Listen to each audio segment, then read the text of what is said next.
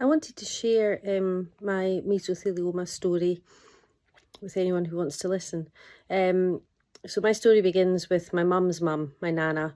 She died from pleural mesothelioma in about 1996. She'd worked in a munitions factory during World War II, and it's thought that this is where she was exposed to asbestos fibres. So that was the first time I'd really heard of it. Fast forward to late 2020, during COVID, my mum began getting symptoms. She had pain on one side, she was short of breath, and she was generally feeling unwell, losing weight. She was diagnosed with pleural mesothelioma on the 30th of December 2020. It was thought that she might have been exposed to asbestos fibres from her dad bringing them home on his clothes from the factory that he worked in. But mum did also work in a variety of admin roles over the years, so various offices and things. So it could just as easily have come from one of these places. Mum was initially told she had about 12 months to live. However, that was reduced to 6 months when she had her first consultation with her consultant. To say we were devastated was an understatement. Mum's health deteriorated rapidly from that point. She lost more and more weight until she looked quite gaunt and skeletal. She couldn't even stand to make a cup of tea because she couldn't hold the cup. She couldn't, while she was trying to fill it, and she couldn't stand for that long because she was so tired. It was really frightening for us as a family to see this happen to our beautiful, wonderful mum. And what was even more cruel was the fact that this was entirely preventable. As a family, we began preparing ourselves for a life without mum. Wills were updated, and mum began showing my dad how to do things like make a pot of soup, load the washing machine, clean the house, do the weekly food shop. And there was a few laughs along the way where he bought the wrong type of bread and she went daft at him and things like that. But we were really trying hard to support both of them, and also just try and wrap our heads around what was inevitably going to happen sooner than we'd ever hoped. So around this time, mum was put in touch with the various mesothelioma charities that exist, including Action on Asbestos, and also with people who helped her to understand what she might be entitled to financially in terms of compensation from the government, and also from a benefits point of view. And mum was really resistant to accept any benefits. She'd worked her whole life, she'd never had benefits at all, and she didn't feel comfortable with it. So it took a long time until we could get her to understand that these things were there for a reason. They were there to help her for any adjustments she might need, maybe help her to appointments and one thing and another. Eventually she relented and she accepted the benefits and financial support that was available to her. Around this time, I'd also started to look into charities because I felt I wanted to do something. There's very little that we could do, around other than supporting mum, obviously. But I wanted to do something to try and give something back. So I looked in the Mesothelioma charity website and saw that they require proofreaders, amongst other things. I love reading. I've got a good grasp of English, so I thought, well, that's something I can do as a volunteer. So since then, sort of mid-2021, I've been volunteering as a proofreader to help with all the publications that Mesothelioma charity produce for patients and carers. Mum had excellent support throughout from her specialist nurse Lynn and her consultant at the Western General Hospital in Edinburgh, Dr. Melanie McKean. They kept her informed, they supported her throughout, and it was really important to mum that she maintained her dignity and her sense of self throughout this. In February 21, Dr. McKean offered mum a 2-year course of immunotherapy. It was for drugs that were out of trial but weren't yet available, not licensed for general use. So she would be on a three-weekly cycle of nivolumab and ipilimumab. So 1 week, one sort of set of 3 weeks, she would get one of the drugs, and then the next 3 weeks she would have the combined drugs, both at the same time. So prior to mum starting this, I did have what was quite a difficult conversation with her.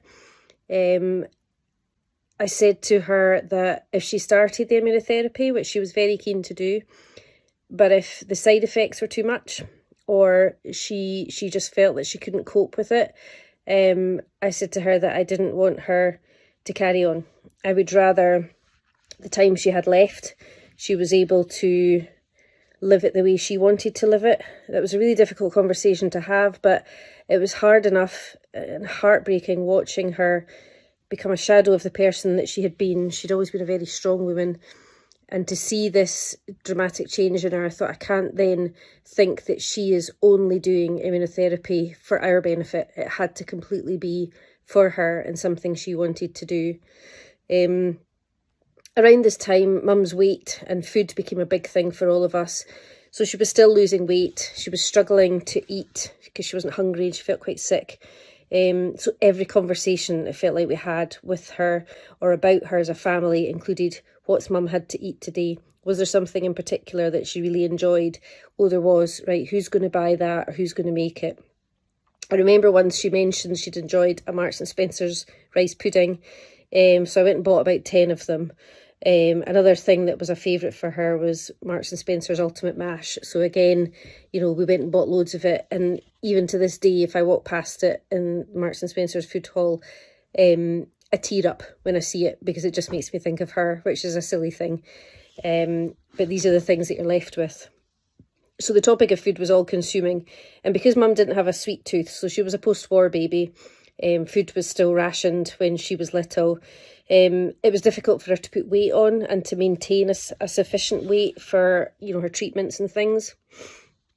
So she did start her immunotherapy. Luckily, she didn't have many side effects. She tolerated the treatment well.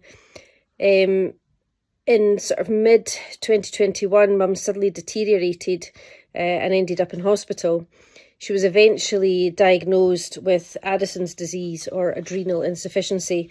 So this is a life-threatening disease where for a non-Addison's person, if you're subject to any sort of stress on your body, be that emotional stress, physical stress, or the stress of getting something like a cold or going to the dentist, you produce cortisol to help your body manage it. Mum's body wouldn't produce enough, and if that's left unmanaged, it can lead to loss of consciousness or a coma. So my dad had to learn how to give her emergency injections, which are kind of like the injections that someone who has severe allergies carries with them. So they then had to factor in a whole other set of appointments on top of her immunotherapy and her bloods that she had to get done before immunotherapy, and her GP and her consultant, which was in itself quite stressful for her. But her and my dad coped so well with it all.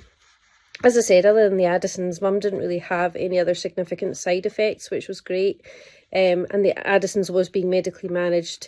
I should point out, Mum was told latterly that it's not that the immunotherapy caused the Addisons. It's more that the Addisons was something she was always going to have, but the immunotherapy accelerated the progression of that.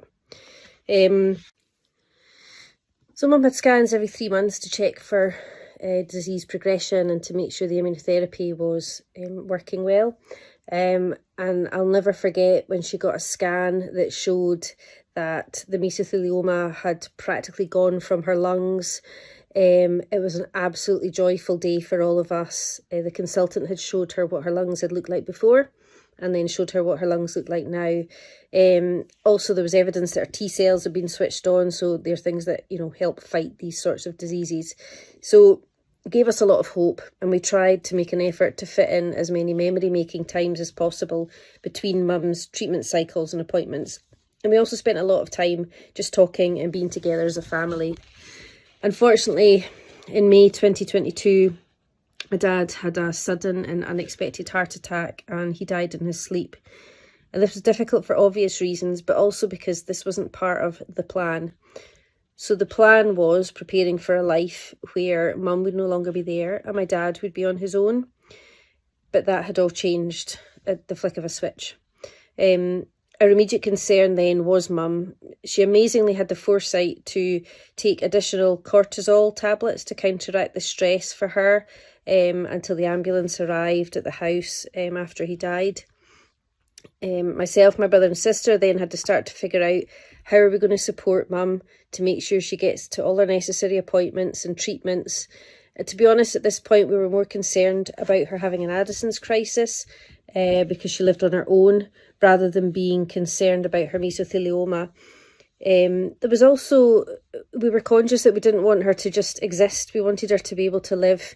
So Mum got used to getting on a bus again, and she went to get her hair cut and things like that, which was really lovely for her, the fact she was able to do that, and helped her feel a bit independent despite everything. Mum being mum took all of this in her stride, of course, and she kept things going. Our treatment was successfully completed in March 2023, so you only get 2 years on the treatment. But it was sad to think that my dad hadn't been there to see that he was so instrumental in getting her to that point, because he was that rock for her for the whole time they knew each other, but specifically the last couple of years. In June 2023, Mum had another clear scan, which was fantastic, but we were well aware that we were now in the unknown period. There was no knowing, there was no definite timescales available for survival rates beyond treatment. Mum remained well, living on her own until mid-August 2023, when she was admitted to A&E with reflux, vomiting, and she couldn't swallow.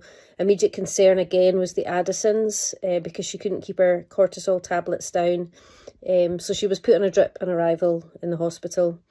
We eventually found that the mesothelioma had come back with a vengeance. It was in her abdomen, and it crushed and twisted her esophagus. She was fitted with an esophageal stent, but it was unsuccessful. And Mum died a week later in the A&E, surrounded by all of us. I'll never be able to adequately thank the staff involved in her care, from our specialist nurse, consultant, the staff in Ward 1 at the Western General Hospital, her GP, her endocrine consultant, staff in A&E, and all the nurses, doctors and healthcare support workers in Ward 205 at the Royal Infirmary of Edinburgh, who ensured that her dignity was maintained throughout her final days. One thing that we weren't expecting that did happen was the day after Mum died, we had a phone call from the police who asked to meet us at Mum's house. They had a conversation with us. They had some questions that they wanted to ask, basically to find out if we would be wanting to put an additional claim against the government because Mum died of pleural mesothelioma. Had we wanted to go down that route, they would have had to perform a post-mortem, so her body wasn't released to us until after that conversation was had. We didn't want to go any further. Mum had been content with the financial compensation that she'd already received, and to be honest, it just wasn't something that mattered to us enough. We wanted Mum to be able to be put at rest. Thanks for listening to my story. I hope it's helped you understand how things are for some people with mesothelioma.